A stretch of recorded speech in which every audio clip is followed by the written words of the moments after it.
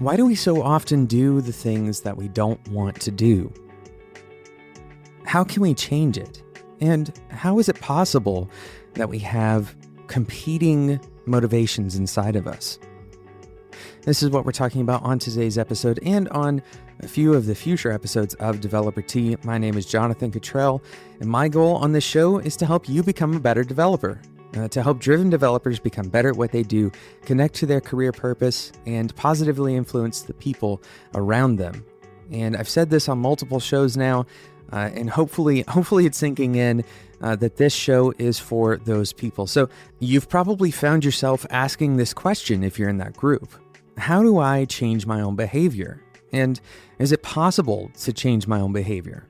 And also, why is it that I have competing motivations? What is this thing in my head that's causing me to have, one part of me that wants to do something really badly, and then the other part of me doesn't really want to go through the process of making that happen?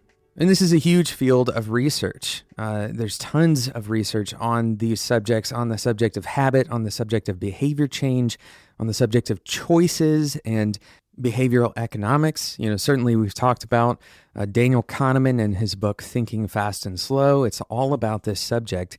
And if you want to dive deeper, I very much so encourage you to read that book. I don't encourage many specific books on the show. That is one book that I believe that every developer should pick up and read. But for today's discussion, I want to talk about some practical advice that I have for you to help change your behavior. And more specifically, some practical advice that's actually informed by research and theory.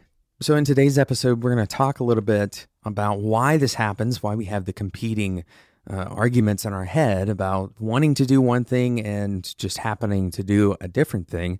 What exactly that mechanism is and what's happening when that occurs. And then I'm going to give you some advice for how you can better enable yourself for that behavioral change. And the answer is somewhat complicated. As it turns out, our brains are not as simple as we would hope, and our intentions don't always match our actions because of this complexity. Of course, we've already mentioned Thinking Fast and Slow, but the concept, the core thesis of that book is separating the fast thinking from the slow thinking. The fast thinking being the immediate reaction, stuff that kind of happens automatically, and the slow thinking being the much more methodical and well thought out kind of processing, deeper processing. This is the kind of stuff we do when we're developing systems architecture or when we're doing some kind of deep analysis in our code. But the fast thinking is when we name a variable foo without really thinking about it, right? This happens all the time. There are things that our brain does, and again, going back to many previous episodes, things our brain does to take shortcuts. And the reason it does this is so we can save that energy for other stuff, right? This is a biological response at its core level. It's so we can actually use our brains for the more important tasks in the deep thinking. So we use these heuristics, we use these shortcuts, we find ways of optimizing automatically. Unfortunately, sometimes that optimization doesn't fall in line with our desires. And when I say desires, I mean the things that our slow thinking has informed our brains that we want. So instead of thinking of your brain as this unified, singular, intentional thing that sits up in the top of your head, you should think of it as a series of processes, a series of various components that fit together and operate as a unit. And sometimes those components quite simply don't agree. And it might feel like a bug, but as it turns out, this is actually really good for us. Our fast thinking and the gap between our fast thinking and our slow thinking very often can be a good thing. More particularly, our fast thinking and our intuition is very often correct. The fast thinking heuristics are leading us down the right path most of the time. But of course, there are problems. The problems with this optimization is that your fast thinking isn't going to shift immediately. Your slow thinking informing your fast thinking is not going to happen overnight. This is, once again, a very slow biological process, and you have to kind of rewire your brain. And there's not really a good guidebook on how to rewire your brain. Of course, again, there's been quite a bit of research done on habit formation, and we want to kind of dive into a little bit of that research, but more specifically, I'm going to give you a practical tip today that will help you develop good habits and kind of short circuit that fast thinking so that your slow thinking is actually the behavior that you follow. And that's the hope for today's episode. But real quick, before we do that, I want to talk about today's sponsor, Linode. Linode has been a sponsor of Developer Tea for a long time, and I just want to take a moment to thank them for allowing me to continue doing this show. You've probably heard all of the specifics of the Linode plans. You can get a gigabyte of RAM for $5 a month. It's an insanely good deal, and Linode serves a very early stage young developers in the beginning of their careers, all the way up to the highest level service offering that you can possibly imagine needing, and all of that is supported on Linode. But they also support the community, and this is an important and often overlooked fact. When you have a podcast sponsor, this is a big bet that Linode is taking on the community, that you are going to be driven enough to care about your careers, to listen to this podcast, allow it to affect you positively so that you can succeed and therefore bring your business to Linode. That's how this whole ecosystem works. So we're talking about economics, and that is a decision. That's a bet that Linode is putting not on me, not on this podcast, but on you as the listener. And that is a huge bet. So I hope you are encouraged by Linode putting that bet on you. And I hope you'll go and check out the services that they offer. You can check it out at spec.fm/Linode. And there's tons of offerings that they have. We're not going to detail them all in today's episode because, again, Linode is a continuous sponsor of this podcast. And they're going to continue sponsoring us into 2018. And don't forget, Linode is providing you $20 worth of credit for using the code DeveloperT2017 at checkout. So thank you again to Linode for supporting the development community and sponsoring Developer Tea. So I want you to ask a simple question. What is the easiest thing to do? What is the easiest thing that your brain can do? And it's kind of a trick question because the answer is nothing. The answer is nothing. If your brain had to do nothing at all, it would be a very happy organ, right? Because it wouldn't have to use any energy. It would be very happy. Now, granted, if you've ever tried meditation, then that feels pretty effortful, right?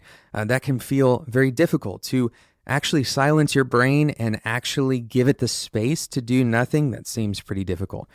So it's not just thinking that the brain doesn't want to do, it's acting on those thoughts. And even more articulately, acting on those thoughts in a way that you don't normally act. So changing your behavior, this is difficult for your brain to do. And the easiest thing for your brain to do and what it's going to strive to do on its own is not change your default behavior. So this is something that we have to investigate a little bit because there's a very strong bias that our brain has towards laziness and functional laziness. This is something that we do to protect that energy. And this is the seemingly uphill battle that we have to fight with behavior change. So what can we do to fix this problem, or at least to combat this problem? Well, we can use it to our advantage, right? We can use this default behavior bias towards our advantage. And this is a very simple principle that you can use in so many areas of both your career and your personal life. And this goes right back to a previous episode we did called Useful Defaults. And the principle is simple. Opt yourself in to your good behaviors by default. Opt yourself into your good behaviors by default. And what does this mean? First of all, let's cover some psychological backing ground here. Some studies were done on this concept of default choices and having these good defaults. More specifically, there's a famous paper from 2003 called Do Defaults Save Lives? And the data gathered for the study is whether someone chose to donate their organs or not. And as it turns out, there's a massive difference between someone who chooses to opt in and someone who chooses to opt out. In other words, if you have a box that is unchecked on the form for organ donation, in this case, and you have a box that is checked, the likelihood that the box is going to remain in that current state, whatever that state is by default, is pretty large. In many cases, the number of people who stayed opted in was somewhere close to 100%. This is in 6 or 7 different countries. Whereas the people who decided to opt in, who had to make that choice to check the box, all of the people in the study are below or right around 30%, most of them below 20%. So how can you use this to your advantage? Well, the first step is to automate your good intentions, right? If you want to save money, and hopefully you've heard this financial advice, you should be automating those good intentions. You should automatically save money, and you never even see that decision happen, right? You make that decision once. You decide with your slow thinking, I want to save money. I intentionally want to save the money that I earn so that I can have more later, or I can have some in the event of an emergency, or whatever your reason for saving that money is. And setting up that automatic transfer is going to be hugely valuable to you.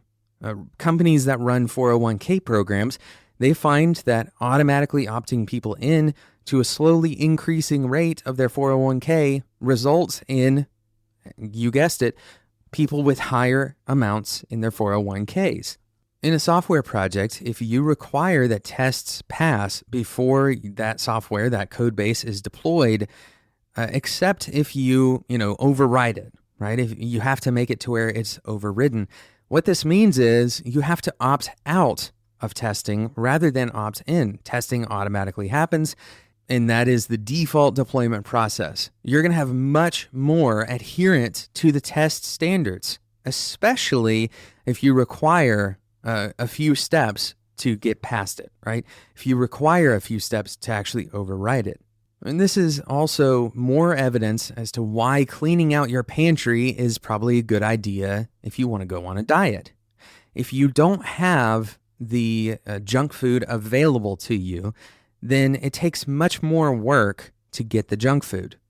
Even something as simple as moving something further away from you can make a huge difference to your behavioral decisions.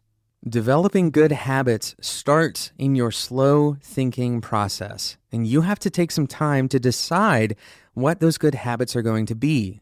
And once you do that, spend some extra time finding ways to make those habits your default action, something that automatically happens to you. This doesn't mean that it's going to be a walk in the park to change your habits. It doesn't mean that you're not going to, fail from time to time, that you're not going to take those extra steps to do the thing that you don't want to do, that your slow thinking doesn't want you to do. But it does mean that you are making intentional efforts to take advantage of the natural way that your brain already works to accomplish the behavior change that you are setting out to accomplish. I hope this episode has been helpful. We're going to do more on this topic in the next episode of Developer Tea. So if you don't want to miss out on that, go ahead and subscribe in whatever podcasting app you use. This subject, I'm very interested in this subject. If you have thoughts, if you have studies that you found, if you have interesting facts or theories even that you'd like to send my way, please reach out. You can email me at developertea@gmail.com. You can also find me on Twitter at developertea and at jcottrell. Thanks again to Linode for sponsoring today's episode of Developer Tea. Use the code DeveloperT2017 at checkout to get $20 worth of credit. Spec.fm/Linode. Thank you again to Linode. Thank you so much for listening. Until next time, enjoy your tea.